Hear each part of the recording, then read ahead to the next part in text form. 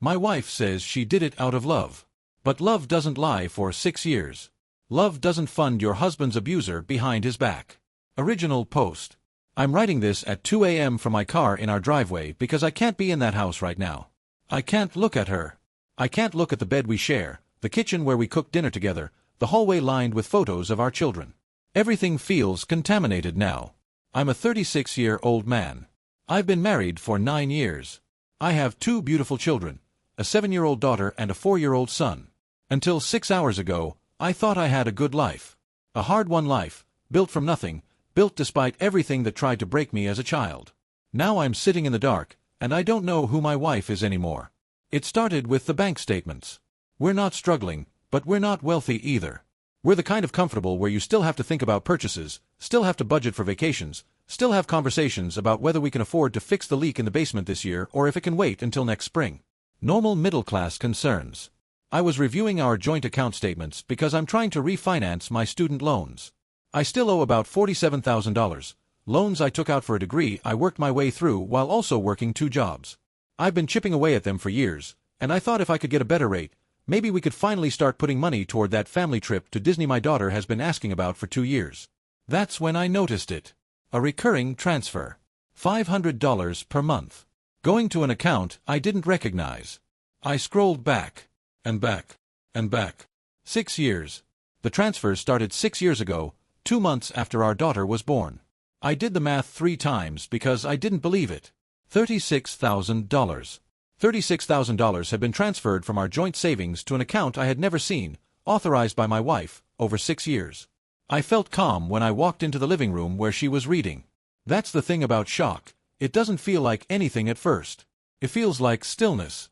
"What's this account?" I asked, showing her my phone. She looked up. She saw the screen. And I watched the color drain from her face. In that moment, before she said a single word, I knew. I knew it was bad. I knew she had been hiding something significant. What I didn't know, what I couldn't have imagined, was just how deep this went. "I need you to tell me the truth," I said. "Right now." She started crying immediately. Not the slow build of tears, but the immediate collapse of someone who has been carrying a secret for years and knows the moment of reckoning has finally arrived. "Please don't be angry," she said. "Tell me. It's your mother." To understand why those 3 words shattered me, you need to understand my childhood. My mother left when I was 8 years old. I came home from school one day, and she was gone. No note. No explanation. Just gone. Her closet was empty. Her toothbrush was missing. The family photos with her in them had been taken down. My father, who had always been a heavy drinker, fell apart completely. Within months, he had lost his job. Within a year, he was barely functional. She left me with a man who couldn't stay sober long enough to make dinner. I raised myself. I learned to cook because no one else would feed me. I learned to do laundry because I was the only one who cared if I went to school in dirty clothes. I learned to forge his signature on permission slips, to lie to teachers about why there was no one at parent-teacher conferences, to pretend everything was fine when neighbors asked questions. I was 8 years old, and I became my own parent. I don't share this for pity. I share it because it matters. It matters for understanding what came next. When I was 21, my mother resurfaced. She tracked me down somehow, I still don't know how, and showed up at my college apartment. She looked older, worn down by whatever life she had been living for those 13 years. She told me she was sorry. She told me she had been young and overwhelmed. She told me she needed money. I gave her neither forgiveness nor money. I told her to leave. I told her I had no mother. I told her that if she ever contacted me again, I would call the police. She tried a few more times over the years. Letters I returned unopened. Phone calls I didn't answer. Finally, when I was 23, I sent her a single message, "Do not contact me again. You are dead to me." She stopped trying. Or so I thought. I stood in our living room while my wife confessed everything. 6 years ago, my mother had found her. Social media, probably. My wife has never been careful about privacy settings. My mother had reached out with a message. A long, emotional message about how sorry she was, how she had made terrible mistakes, how she was sick and homeless and had nowhere to go. She was so desperate, my wife said through her tears. She was living in a shelter. She had health problems. She was all alone. I couldn't just ignore her. "She's not your mother," I said. "She's mine." And I made a decision about her years ago. But she's changed. I've talked to her for 6 years. She's not the same person who left you. She's remorseful. She wants to make amends. She reached out to my wife behind my back.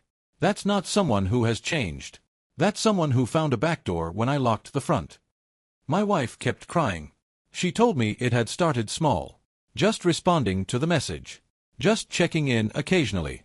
Then my mother's situation had gotten worse. She lost her spot in the shelter. She had medical bills she couldn't pay. She had nowhere to go. I thought it would be temporary, my wife said. I thought I would just help her get stable, and then maybe eventually you would want to reconnect. Maybe if she was doing well, you could see that she had changed. So you made that decision for me. I was trying to help. You were lying to me. For 6 years. The money. Let me talk about the money because the financial aspect of this betrayal is almost its own separate wound. We couldn't afford to fix the roof. We couldn't afford a family vacation. We couldn't afford to pay off my loans faster. Now I know why. Every time we had a conversation about finances, every time we said, we can't afford that right now, or maybe next year, or we need to tighten our belts, she was sitting across from me, knowing exactly where that money was going. Knowing she was siphoning off $500 every month to send to the woman who abandoned me. I calculated it later. $36,000 over 6 years. That's the roof repair we put off for 3 years until the leak got bad enough to cause damage. That's the Disney trip I keep promising my daughter, next year, sweetheart. That's $36,000 that could have gone toward my student loans, loans I took out because I had no one to help me pay for college, because my father drank away every penny he ever had, because my mother was a ghost who couldn't be bothered to send so much as a birthday card. And my wife has been funding her comfortable life for 6 years. We share our finances, I said. You didn't have the right to do this without telling me. I know. I'm so sorry. I thought if you knew, you would say no. I would have said no. Because I have the right to say no about my own mother.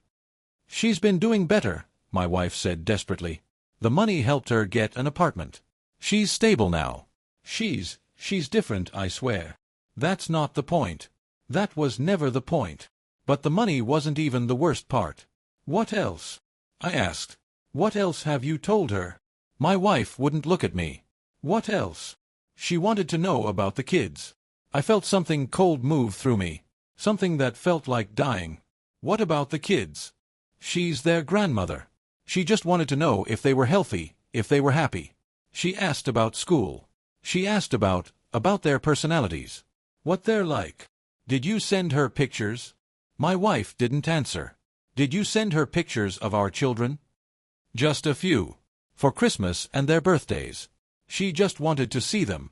She's never going to meet them, I know that, but she wanted to at least see what they looked like. I walked out of the room because I couldn't trust myself to stay. My wife showed my mother pictures of our children. Children I specifically said she would never meet. My wife gave her that without asking me. I stood in my daughter's bedroom, looking at her sleeping face, and I thought about all the things my mother now knew. She knew what my children looked like. She knew their names, their ages, their interests. She knew about my daughter's obsession with horses. She knew about my son's fear of thunderstorms. She knew things about my family that I had explicitly said she would never, ever know. My wife gave her that. My wife decided my boundaries weren't important enough to respect. Update 1 to 3 days later. I've been staying with my brother.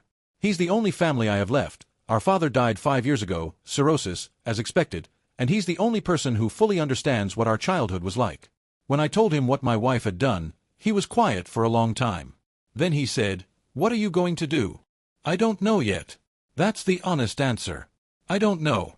My wife has called me 47 times. She sent messages ranging from apologies to explanations to pleas for me to come home. She says the kids are asking where I am. She says our daughter cried at breakfast because she doesn't understand why Daddy isn't there. That hurts. That kills me. But I can't go back yet.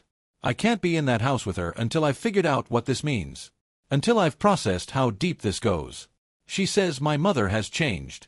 Maybe she has. But that was my decision to make, not hers. She stole that choice from me. That's what keeps running through my mind. My wife decided, unilaterally, without my input, without my consent, that my trauma wasn't valid enough to respect. She decided that her idea of what family should be mattered more than my actual lived experience. She decided that she knew better than me what I needed. For 6 years. For 6 years, she maintained a relationship with my abuser. Because yes, abandonment is abuse. Leaving an 8-year-old child with a non-functional alcoholic and disappearing for 13 years is abuse. And my wife has been chatting with my abuser, updating her on my life, sending her money, helping her build a comfortable existence, all while I struggled with the psychological damage that woman left behind. I've been in therapy on and off since my 20s. I've worked hard to build a life despite everything. I've done the work. And all along, my wife was secretly nurturing a relationship with the source of that trauma. Maybe she really thought she was helping, my brother said carefully. Does that matter? He thought about it. I don't know. Does it? Update 2. 1 week later. I met with my wife yesterday. Not at home, I couldn't do that yet. We met at a coffee shop, neutral ground, where the presence of other people might keep us both calm. She looked terrible. Pale, exhausted, like she hadn't slept since I left. Part of me, the part that still loves her, that has loved her for 12 years, wanted to reach across the table and hold her hand. To tell her we would figure this out. But I couldn't. Not yet. I need you to understand something, I said. I need you to really, truly understand why this is so devastating to me. She nodded. She was crying already. My mother didn't just leave. She chose to leave. Every single day for 13 years, she woke up and made the decision not to come back. Not to call. Not to check if I was alive. Not to find out if her son was being fed, or clothed, or loved. She chose her own freedom over my survival. And I was 8 years old. My wife's hands were shaking. When she came back, I had already built a life without her. I had already grieved her. I had already accepted that I was unwanted, that my own mother looked at me and decided I wasn't worth staying for. And then she showed up wanting money and forgiveness, like 13 years of silence could be fixed with an apology. I know. Let me finish. When I told her I was done, that was the first time in my life I had any power in that relationship. I got to decide. I got to say no. That choice, the choice to cut her off, was mine. It was the only thing I could control about any of it. I looked at her, this woman I had married, and I felt something breaking inside me. And you took that from me. You decided my choice wasn't valid. You decided your judgment about my mother mattered more than my own. You maintained a relationship with her for 6 years, keeping her updated on my life, sending her pictures of my children, funding her existence with our money, and you never once asked me. Never once considered that this was my decision to make. She says she did it out of love. But love doesn't lie for 6 years. Love doesn't fund your husband's abuser behind his back. I thought if I could help her become stable, she said, if I could show you that she was different now, that she had changed, I thought you might want a relationship with her. I thought I could heal your family. My family was already healed. My family is you and our children. My family is my brother. That was enough. That was more than enough. I didn't need to reconcile with a woman who threw me away like garbage when I was 8 years old. But she's your mother. She was never my mother. A mother doesn't leave. A mother doesn't abandon her child. She gave birth to me, and then she gave me up, and nothing she says or does now changes what she did. Nothing you say or do changes the fact that you've been lying to me for 6 years. Update 3, 2 weeks later. I've learned more about the extent of my wife's contact with my mother. Emails, text messages, occasional phone calls. 6 years of regular communication, building a relationship that I knew nothing about. She kept it hidden in a separate email account. Deleted call logs. Made the transfers from an app she downloaded specifically for that purpose. She was methodical about hiding this from me. This wasn't an oversight. This was calculated deception. I asked to see the communications. She showed me. Reading through 6 years of messages between my wife and my mother was one of the most surreal experiences of my life. My wife giving updates on my career. My mother responding with things like, "I'm so proud of him," and "I always knew he would do well." Photographs of my children at birthday parties, at Christmas, at ordinary Tuesday dinners. My mother commenting on how much my daughter looks like me. My mother saying she wishes she could meet them. There's a picture of my son from when he was a baby. My mother wrote, "He has my eyes." I had to stop reading. I couldn't breathe. My wife gave my mother access to my life. Not just information, access. She let her in through the back door, let her witness our milestones, let her feel connected to children she has no right to claim. And my mother took it. She could have told my wife to stop. She could have said, "I appreciate it, but this feels wrong. You should talk to your husband." She didn't. She accepted every photo, every update, every dollar. She stayed silent about the deception because it benefited her. Because that's who she is. That's who she always was. Update 4. 1 month later. I've moved back home. Not because I'm okay. Not because I've forgiven anything. But because I have children who need their father, and I won't punish them for their mother's mistakes. My wife and I are sleeping in separate rooms. We're civil to each other in front of the kids, but there's a distance between us now that wasn't there before. A chasm that she carved with 6 years of lies. We've started couples counseling. It was her condition for continuing the marriage, that we at least try. I agreed because I don't know what else to do. I don't know how to divorce the mother of my children, even if I don't know how to be married to her anymore. In our first session, the therapist asked me to articulate the core of my pain. It's not just the money, I said. It's not just the secrecy. It's the fundamental disrespect for my autonomy. My wife decided that she knew better than me about my own trauma. She decided that my boundaries weren't valid because she disagreed with them. She made a choice for me, about my life, my history, my mother, that was never hers to make. The therapist nodded. "And what would you say to that?" she asked my wife. My wife was silent for a long moment. Then she said, "I thought I was helping him heal. By lying to him for 6 years. I thought if I could fix it first, if I could get his mother stable, if I could prove she had changed, I thought he would be grateful. I thought he would be glad. You thought you knew what he needed better than he knew himself." Yes, I did. I thought I could see what he couldn't. That he was holding on to pain that didn't have to be permanent. That his mother's abandonment didn't have to define him forever. I felt something shift inside me. Not forgiveness, nothing close to forgiveness, but understanding. My wife is not a malicious person. She didn't do this to hurt me. She genuinely believed, in her heart, that she was doing something good. Something loving. Something that would ultimately benefit me and our family. That makes it worse, somehow. If she had done it to be cruel, I could understand that. I could categorize it, process it, move on. But she did it out of love, her version of love, and that means the woman I married fundamentally doesn't understand me. Doesn't respect me. Doesn't trust me to know what's best for my own life. Update 5. 3 months later. The transfers have stopped. That was non-negotiable. I told my wife if she sent another penny to my mother, I would file for divorce that day. She agreed. I also insisted that she cut off all contact. No more emails. No more texts. No more updates or photos or any communication whatsoever. My mother has lost her window into my life.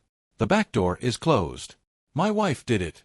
She sent a final message to my mother explaining that the contact was ending, that the financial support was ending, and that she should not try to reach out again. My mother responded with a long, emotional message about how much she appreciated everything, how much it meant to her to feel connected to her grandchildren, how she understood and would respect the boundary. I don't believe her. I think she'll try again, through some other channel, because that's who she is. But at least my wife knows now. At least there won't be any more secrets. As for my marriage, I don't know. I honestly don't know. I love my wife. I've loved her for 12 years. She's the mother of my children, my partner in building a life, the person I thought I would grow old with. And she hurt me in a way I didn't know I could be hurt. Our therapist says trust can be rebuilt. That betrayals, even profound ones, don't have to be the end. That couples can survive worse than this if they're both committed to the work. I want to believe that. Some days I do believe it. Some days I come home and see her making dinner, or playing with our children, or laughing at something on TV, and I think maybe we can get past this. Maybe her intentions, misguided as they were, count for something. Maybe loving someone means accepting that they will fail you sometimes, even spectacularly. But then I remember my daughter asking why grandma in the photos is different from grandma she knows, my wife's mother, who is wonderful and present and everything my mother wasn't. I remember my wife explaining that daddy has another mommy who lives far away. I remember wondering what else my wife has told our children about a woman I wanted them to never know existed. I remember the $36,000. The roof we couldn't fix. The vacation we couldn't take. The loans I'm still paying off because we never had enough money to accelerate the payments.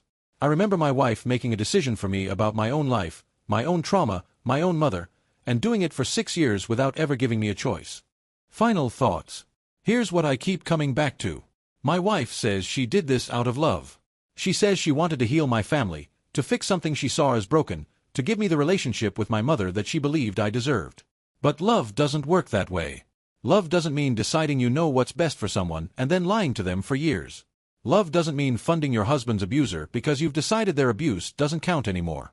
Love doesn't mean sharing intimate details of someone's life with the person who hurt them most. Love is respect. Love is trust. Love is honoring someone's boundaries even when you don't understand them. My wife didn't love me the way I needed to be loved. She loved me the way she wanted to love me, and there's a difference. I don't know if our marriage will survive this. Right now, we're going through the motions. We're doing the therapy. We're having the hard conversations. But there's a part of me that has closed off to her, a part that may never fully open again. Trust, once shattered, doesn't rebuild the same way. You can glue the pieces back together, but you'll always see the cracks. You'll always know it was broken once. My wife is devastated. She cries often. She apologizes constantly. She tells me she sees now how wrong she was, how deeply she violated my autonomy, how completely she failed to respect my choices. She says she understands if I can never forgive her. Maybe I won't. Maybe forgiveness isn't possible here. But I'm trying. For my children, for the life we built, for the love that still exists somewhere underneath all this wreckage, I'm trying. I've won, in a sense. The transfers have stopped. The contact has ended. My mother has been cut off for real this time, permanently, with no secret backchannel remaining.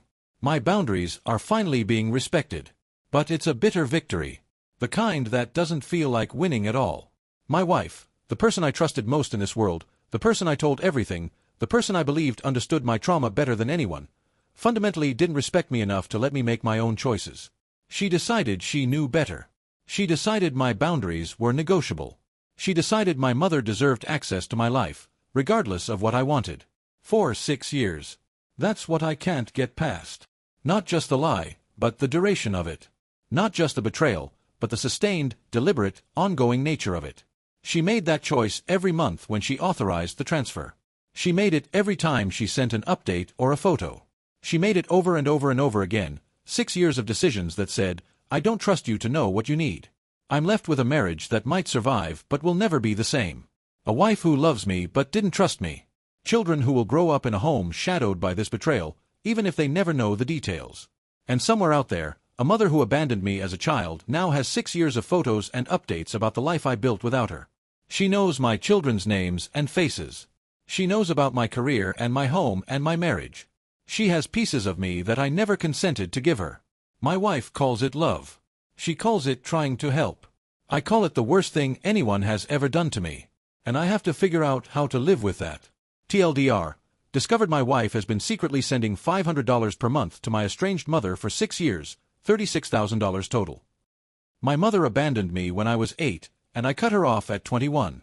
Wife maintained a secret relationship with her, sent photos of our kids, gave updates about our life. I'm devastated. Trust is shattered. Marriage is in counseling. I don't know what comes next. Here's what I learned about love. It's not enough to mean well. You have to respect the person you love enough to let them make their own choices. My mother left when I was 8. Just gone. No note, no explanation. She left me with a man who couldn't stay sober long enough to make dinner. I raised myself. When she resurfaced at 21, wanting money and forgiveness, I gave her neither. I told her she was dead to me. That was the first time in my life I had any power in that relationship. That choice was mine. And my wife took it from me. $500 a month. For 6 years. $36,000 total. I found it in the bank statements while trying to refinance my student loans, the loans I'm still paying because we never had enough money. We couldn't afford to fix the roof. We couldn't afford a family vacation. We couldn't afford to pay off my loans faster. Now I know why. My wife has been funding my mother's comfortable life for 6 years. Secret emails. Hidden transfers. A relationship built behind my back. But the money wasn't even the worst part. My wife showed my mother pictures of our children.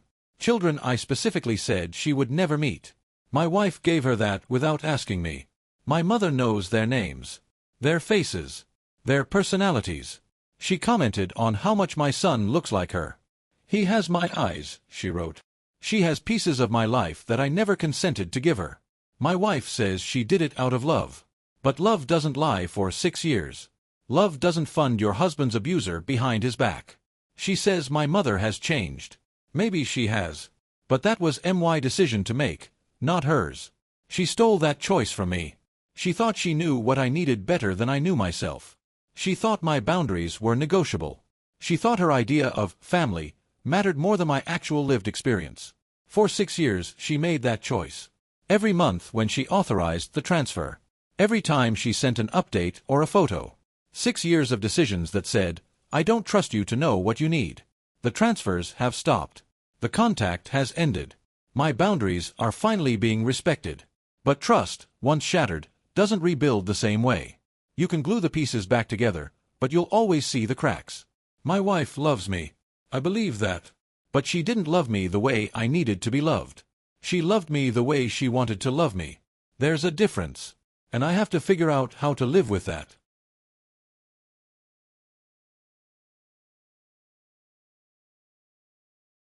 Everyone keeps telling me it's just a kidney. But it's my kidney.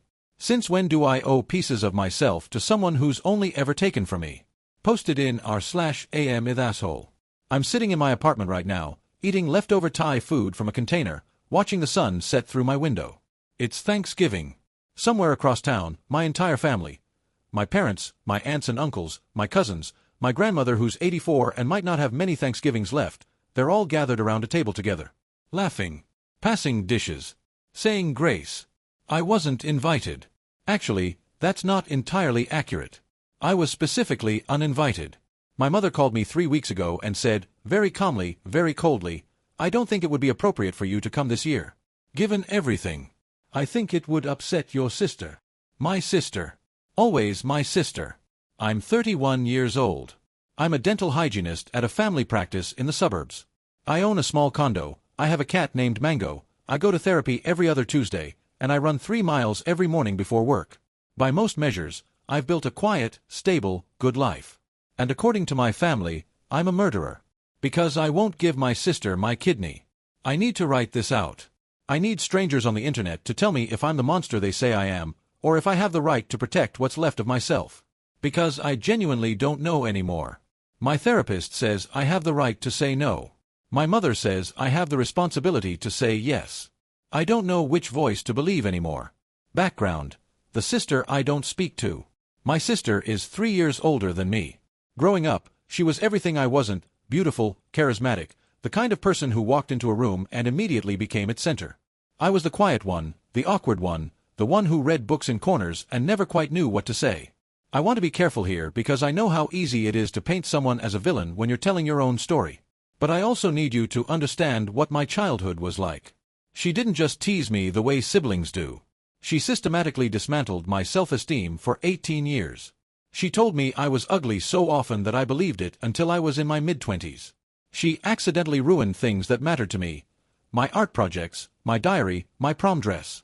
She spread rumors about me in high school that I still don't fully know the extent of. She told boys who showed interest in me that I had various diseases or psychological problems.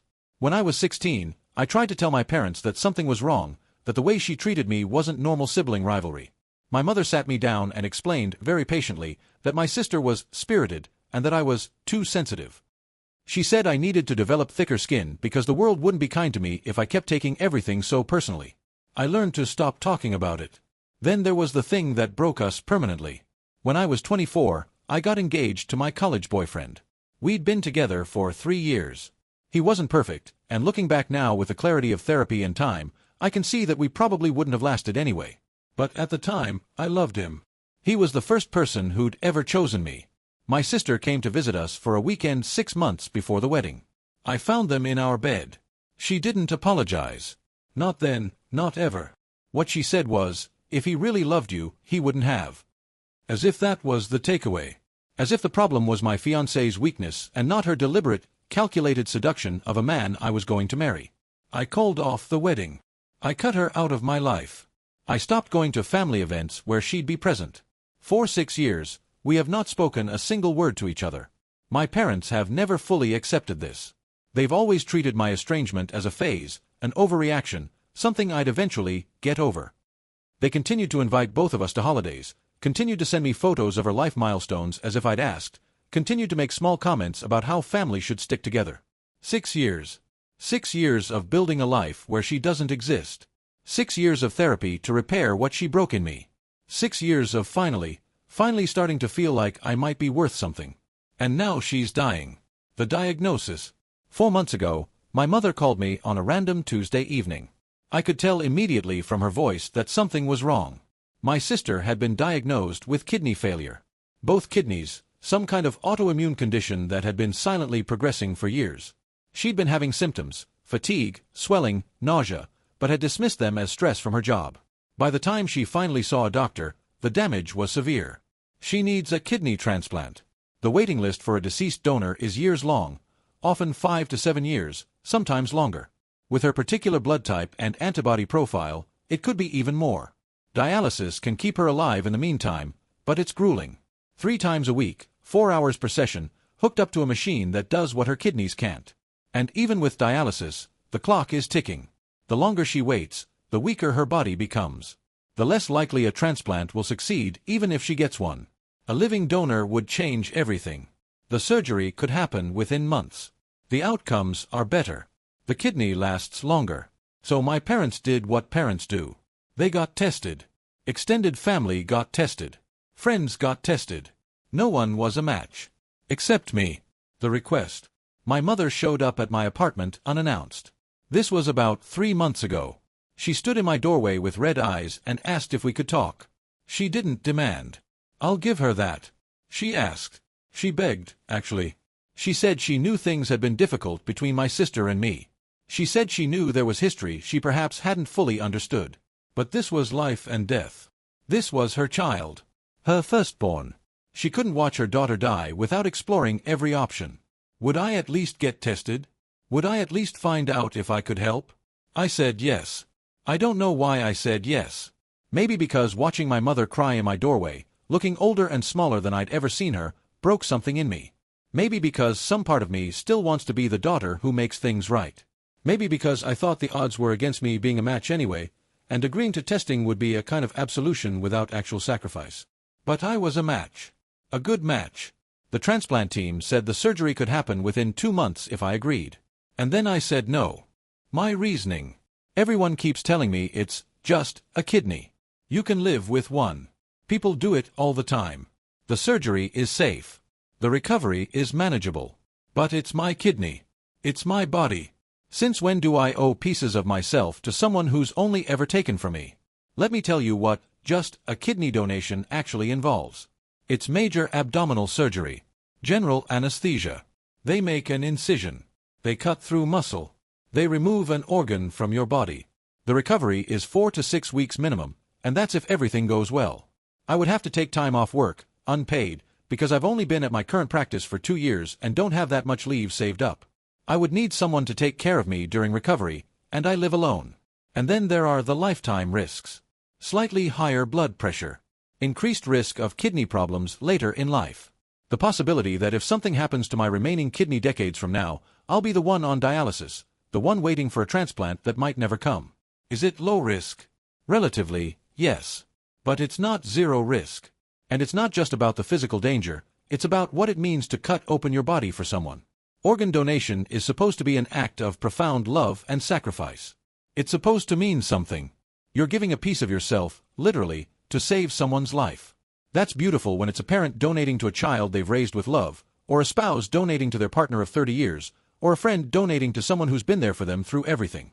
But what does it mean to give that gift to someone who has never shown you an ounce of kindness? Someone who spent your entire childhood making you feel worthless? Someone who slept with your fiancé in your own bed and never, not once, said she was sorry? She slept with my fiancé. She never apologized. And now I'm supposed to save her life? Where was she when she was destroying mine? The family reaction. When I told my parents I wouldn't do it, my mother went silent for a long moment. Then she started crying. Not the quiet, desperate crying from when she'd come to my apartment. This was loud, wailing, uncontrolled sobbing. She kept saying, "How can you do this? How can you do this?" Over and over until my father took the phone. My father called me a murderer. My own father. Because I won't let doctors cut me open for someone who's never loved me. He said I was selfish. He said I was heartless. He said I was killing my sister as surely as if I were holding a knife to her throat.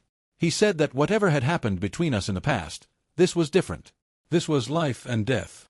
This was beyond grudges and hurt feelings. You're going to let your sister die over ancient history, he said. Over teenage drama and a broken engagement. Teenage drama. A broken engagement. That's how they see it. That's how they've always seen it, as something small, something petty, something I should have moved past years ago. They've never understood that what she did to me wasn't teenage drama.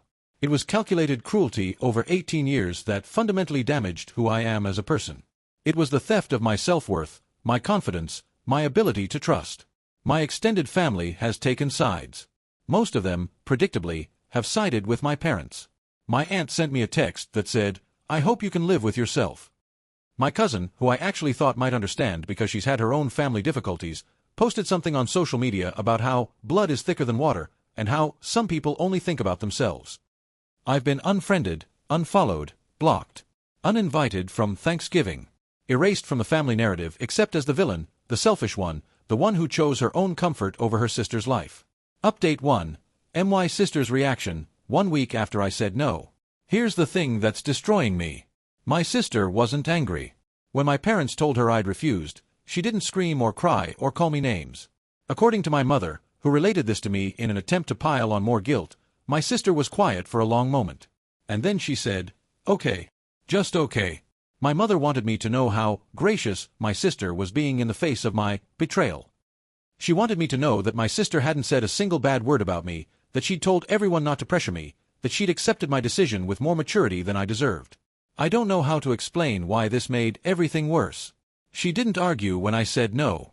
She just nodded and said, "I understand." That broke me more than any guilt trip could have. Because if she'd screamed at me, if she'd called me a monster, if she'd been the cruel, vindictive person I remember from childhood, I could have held on to my anger. I could have reminded myself why I was doing this, why I had the right to say no.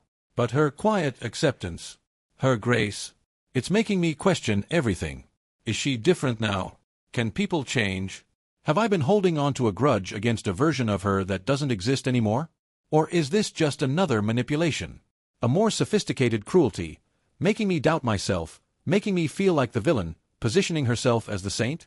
I don't know. I genuinely don't know. My therapist says I shouldn't try to interpret her behavior, that I should focus on my own needs and my own healing. But it's hard not to wonder. It's hard not to ask myself, what if she has changed, and I'm condemning her to death for sins she's already repented? Update 2. The phone call, 3 weeks after I said no. She called me. I saw her name on my phone and I almost didn't answer. My heart was pounding so hard I could hear it in my ears. But something made me pick up. "Hi," she said. Just hi. Her voice sounded tired. Different than I remembered it. "Hi," I said back. There was a long silence. I could hear her breathing, could hear some kind of machine humming in the background. Maybe she was at dialysis. I didn't ask. "I'm not calling to change your mind," she said finally. "I want you to know that. Mom keeps saying she's going to wear you down, but I told her to stop. I don't want that." I didn't say anything. I couldn't. "I know I hurt you," she continued. I know I was terrible to you. For a long time. I've been in therapy too, you know. For other reasons, but it's made me look at things differently. Look at myself differently." She paused. I heard her take a shaky breath. "I'm not asking for your forgiveness. You don't owe me that. And I'm not asking for your kidney. You don't owe me that either.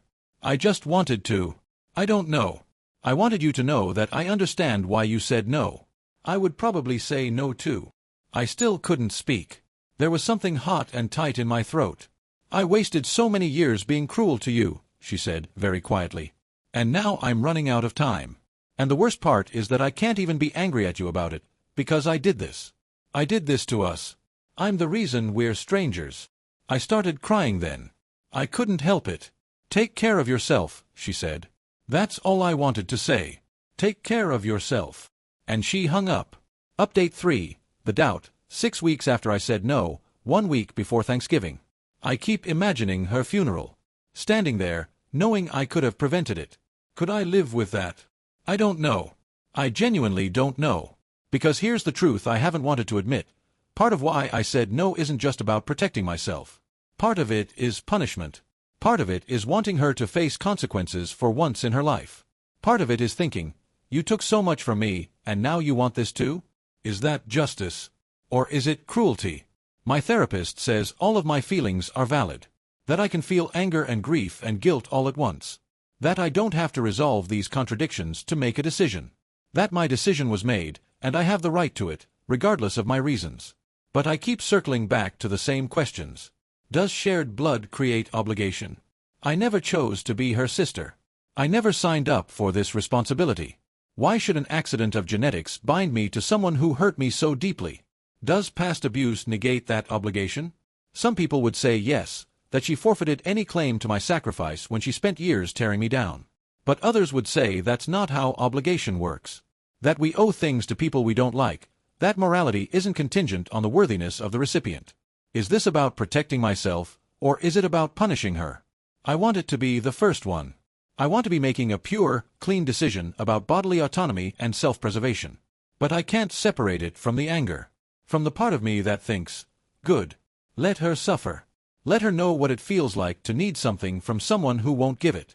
That part of me scares me. That part of me makes me wonder if I'm the monster they say I am. Update 4. Thanksgiving Day, today. I drove by my parents' house this morning. I don't know why. Maybe I wanted to see what I was missing. Maybe I wanted to make myself feel worse. There were cars lining the street. My aunt's minivan, my uncle's pickup, my grandmother's old sedan that she still insists on driving even though she's 84 and can barely see over the steering wheel. Everyone was there. Everyone except me. I parked down the block for a few minutes and just watched. Through the window, I could see people moving around. At one point, my mother came to the window and looked out, and I ducked down even though she couldn't possibly have seen me from that distance. My heart was racing like I was doing something wrong. I thought about walking up to the door. Just showing up. Forcing them to either let me in or explicitly turn me away. But I couldn't do it.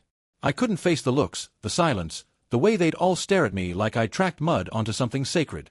So I drove home and ordered Thai food and texted my therapist, who of course didn't respond because it's a holiday, and sat here with my cat and tried not to think about everything I've lost. Here's what I keep coming back to. Even if I gave her my kidney, would it fix any of this? They wouldn't suddenly forgive me for the years of estrangement. They just move on to the next grievance. Why don't I visit more? Why don't I call enough? Why can't I just let bygones be bygones with my sister now that I've proven my love? And if the surgery went badly, if I had complications, if something went wrong with my remaining kidney in 20 years, would any of them be there for me? Would they show up with casseroles and concern? Or would I be alone again, the way I'm alone now? I don't trust them. That's the bottom line. I don't trust any of them to be there for me if I needed them, so why should I rip myself open for them? But she's my sister. She's dying. And I could stop it. Update 5. The middle of the night, today, Thanksgiving, 2 a.m. I can't sleep.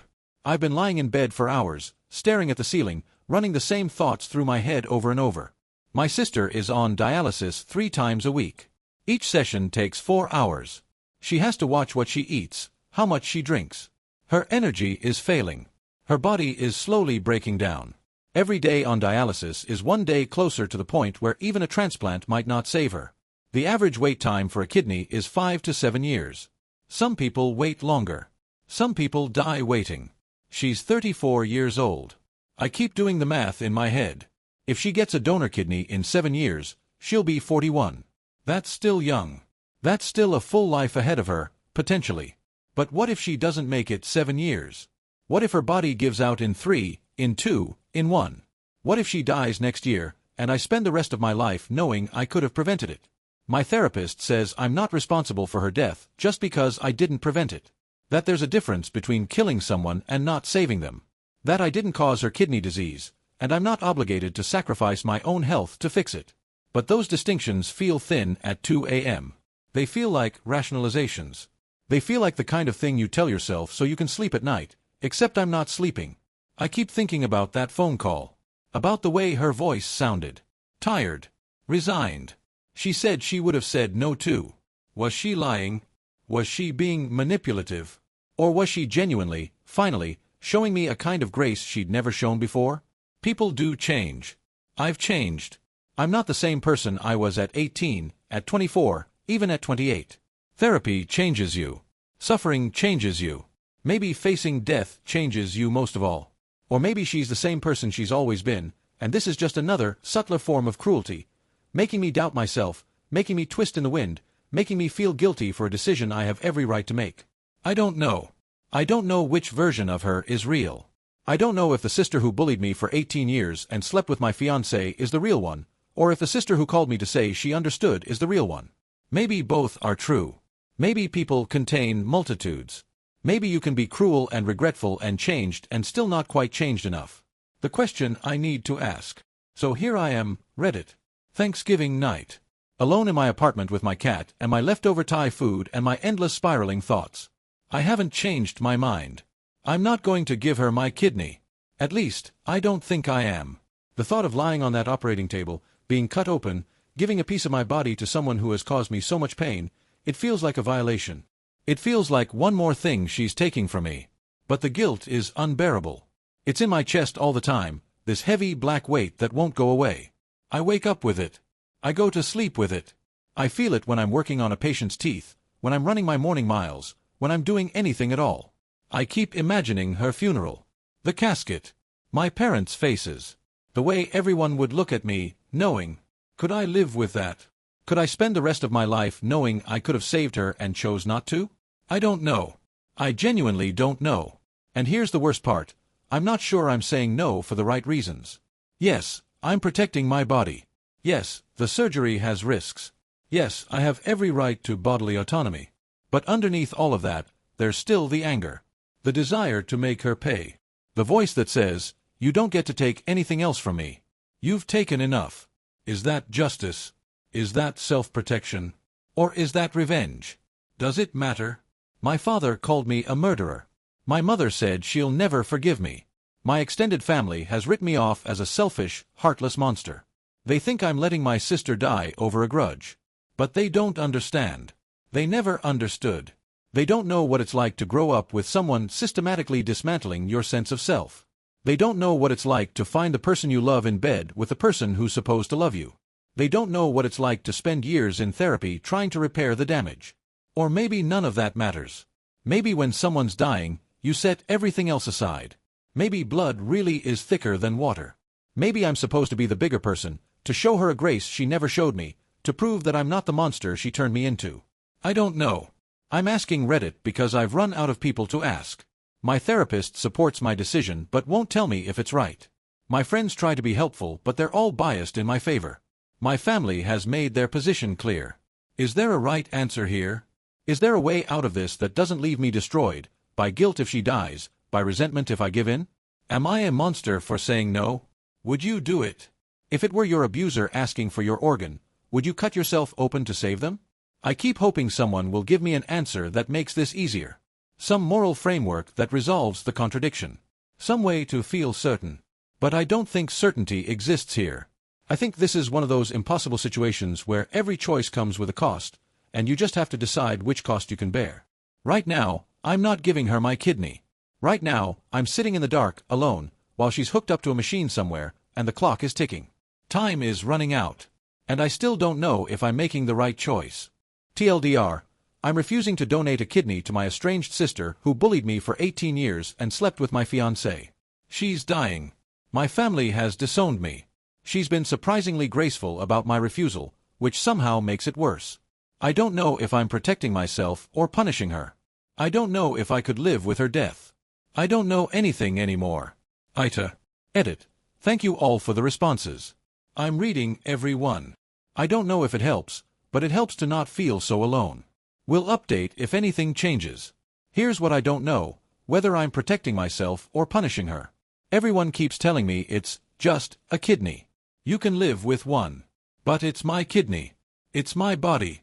Since when do I owe pieces of myself to someone who's only ever taken from me?